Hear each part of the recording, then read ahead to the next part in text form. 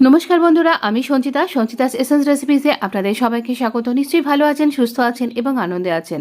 এই রকম শীতের দিনে যখন আপনি কোজি হয়ে একসাথে সবাই মিলে কোয়ালিটি টাইম এনজয় করছেন, সেই সময় চায়ের সাথে একটা সুন্দর পকোড়া হলে কেমন লাগে না? চলুন আপনার হাতের কাছেই থাকা কিছু সুন্দর ইনগ্রেডিয়েন্টস দিয়ে আমরা তৈরি করব এরকম সুন্দর একটা পকোড়া।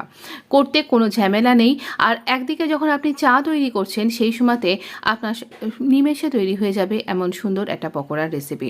এর জন্য আমরা নিয়ে নিচ্ছি বেসন, একটুখানি চালের গুঁড়ো, নুন, হলুদ আর আমরা জোয়ান দিয়েছি, এটাকে মিশিয়ে নিয়েছি।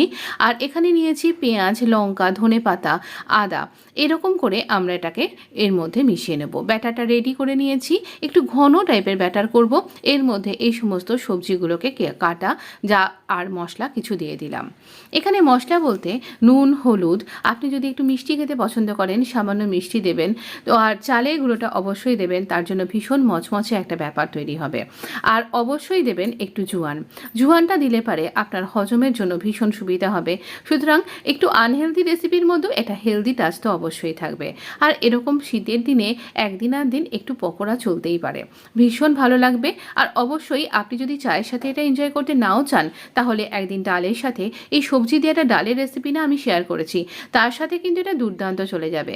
আর অবশ্যই যদি মনে করেন এটা সর্ষের তেলে করার চেষ্টা করুন, আমিও এটা সর্ষের তেলেই করছি।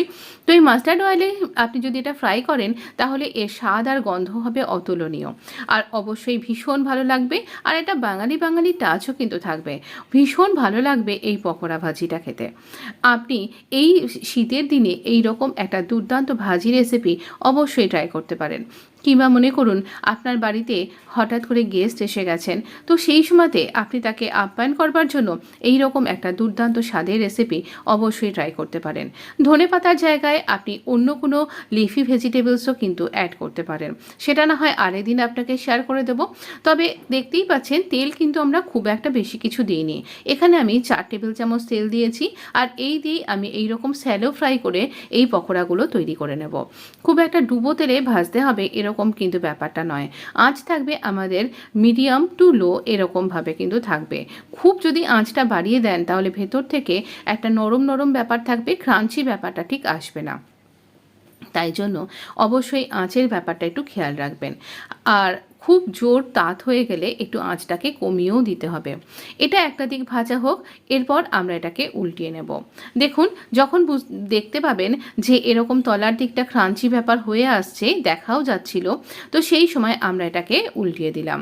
তো তার আগে যদি আপনি এটাকে নাড়াচাড়া করতে যান, তাহলে কিন্তু এটা ঘেঁটে যাবে, আর পকোড়ার শেপটাও ভালো হবে না, আর কীরকম পুরোটা ছেড়ে যাবে আর কি। তো এই রকম করে একটা দিক হয়ে যাবার পর আমরা এটা খুন্তি দিয়ে এরকম করে উল্টিয়ে নেব। আর এই যে জুড়ে জুড়ে আছে ব্যাপারটা, যদি এটা আপনার থেকে ছেড়ে গেল ভালো, না হলে আপনি এই পর্যায়ে আমার মতন এরকম করে ছাড়ানোর চেষ্টা করবেন না। সেটা যাতে না করেন, তাই জন্যই আমি আপনাকে দেখালাম। এমনি পকোড়াটা ভাজা হয়ে যাবার পর আপনিই ছেড়ে যাবে। এটা এতটাই ক্রিস্পি হয় যে কি বলবো। আপনি চালের গুঁড়োটা 2 চামচ মেশাতে ভুলবেন না।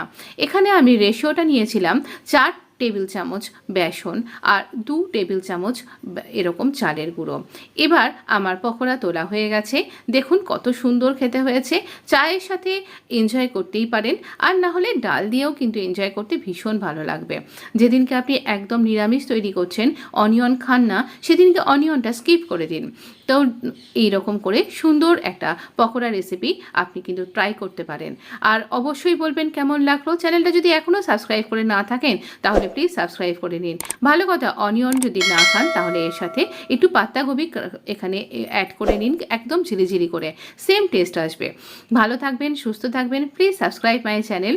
ধন্যবাদ বন্ধু, দেখা হবে নেক্সট এপিসোডে।